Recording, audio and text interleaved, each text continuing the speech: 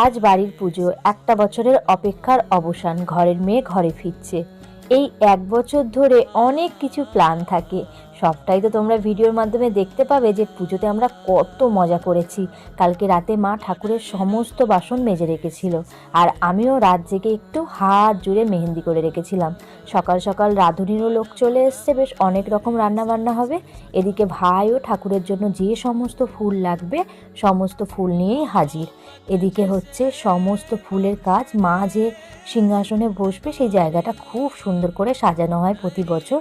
তো এখানে আমি প্রথমবার মায়ের জন্য নারকেল নাড়ু বানালাম। আমাদের বাড়িতে এই বছর নিয়ে 3 বছর মায়ের আগমন ঘটছে। এদিকে বাবাই আজকে একটু দেরি করে ঘুম থেকে উঠেছে, বেশ মজায় আছে ও কিন্তু।